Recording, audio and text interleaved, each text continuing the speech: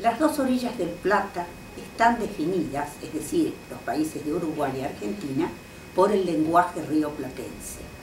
El lenguaje rioplatense aparece por primera vez en el poeta gauchesco Bartolomé Hidalgo, 1811, con sus cielitos y diálogos patrióticos. Es el poeta gauchesco que fue definido por Borges, el género gauchesco, como uno de los más originales o uno de los casi originales del continente, de este continente. Luego hubo otros escritores que se atrevieron a utilizar términos coloquiales en el siglo siguiente. Los más importantes y que tuvieron una gran herencia fueron Felisberto Hernández, también uruguayo, Roberto Arlt, nuestro escritor argentino, Borges y Juan Carlos Onetti.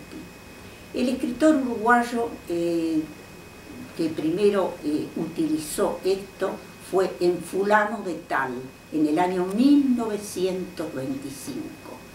Se acostumbró a utilizar términos coloquiales y este cuento, Fulano de Tal, fue dedicado a Carlos Vaz Ferreira, que fue decano de la Facultad de Humanidades y Ciencias Sociales de Montevideo. Había sido su profesor de filosofía y de él había aprendido a hacer una lectura crítica de Bergson, de William James, más o menos como lo había hecho también nuestro argentino Macedonio Fernández. Más adelante, este escritor publicó el cuento La Envenenada en 1931. Pero más adelante, lo que lo consagró fue una colección de cuentos llamada Nadie encendía las lámparas. Son unos cuentos muy hermosos, llenos de imaginación, y lo que nos interesa a nosotros por el lenguaje es que Felisberto Hernández nunca utilizó ni italianismos ni lunfardismos, pero sí términos totalmente coloquiales y una sintaxis también coloquial. Luego, un año más tarde, en 1926, Roberto Arlt escribe una novela que lo consagra, El juguete rabioso, muy leída y que tuvo mucha influencia en todos los escritores argentinos. Roberto Arlt utilizó también algunos términos lunfardos como la yuta, la cana y algunos italianismos, pero nunca en el texto, nunca en el texto narrado, sino en los diálogos. Esto es importante recordarlo porque entonces la voz del que dialoga, la voz del que habla, sí utiliza lunfardismos e italianismos, pero no el texto de Roberto Arlt. Por otro lado, su sintaxis tenía bastante relación con la española en el sentido de que él se había imbuido de lecturas, de traducciones españolas, lecturas tal vez muchas veces de los escritores rusos, pero a través de traducciones españolas. En el 1933, Borges sorprende con el cuento Hombre de la esquina rosada. Ya en 1928, Borges había demostrado su preocupación por el idioma nuestro en el idioma de los argentinos.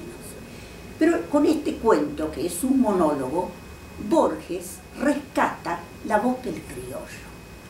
Esa voz del criollo aparece con todas sus características. Por ejemplo, la falta de D en final en pared. Escribe pared. Laos por lados. Cambio de consonantes como fuera por afuera, por fuera, y afuera por afuera. Y cambio de algunas vocales como loquear por loquear y guitarrear por guitarrear. Mucho gustó y no gustó este importantísimo cuento de Borges. ¿Por qué? porque se le criticó, algunos que no estuvieron de acuerdo, lo criticaron porque decían que no respondía a su contexto sociocultural. Pero sería bueno recordar aquella reflexión de Marcel Proust que recuerda lo siguiente: el arte es una manera de descubrir nuevos horizontes, nuevos universos. De lo contrario, no reconoceríamos los paisajes de esos nuevos universos que el arte nos propone. De manera que en este cuento Borges se atrevió a ir más allá de su contexto sociocultural, es cierto, pero ofreció una muestra de monólogo a partir del criollo sumamente interesante y que tuvo su gran herencia. Por último, en 1939, el escritor uruguayo Juan Carlos Onetti nos sorprende con una novela, El Pozo. En El Pozo, Onetti sí recurre a lunfardismos y a italianismos. En ese sentido, está más de acuerdo con el texto de Arte y no de su compatriota Felisberto Hernández. Lo que caracteriza a Onetti es que se rebela contra la escritura consagrada. Lo que hace él es incorporar discursos no literarios e imponerse de esa manera.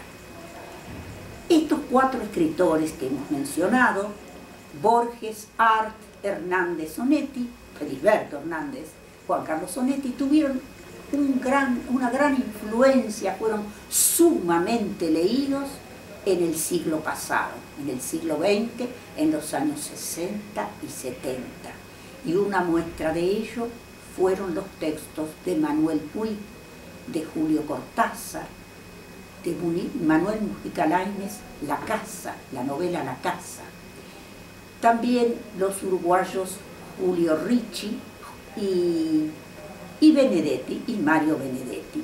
Entre los argentinos, Silvina Ocampo también leyó y se sintió influida en algunos cuentos por este uso de los coloquialismos.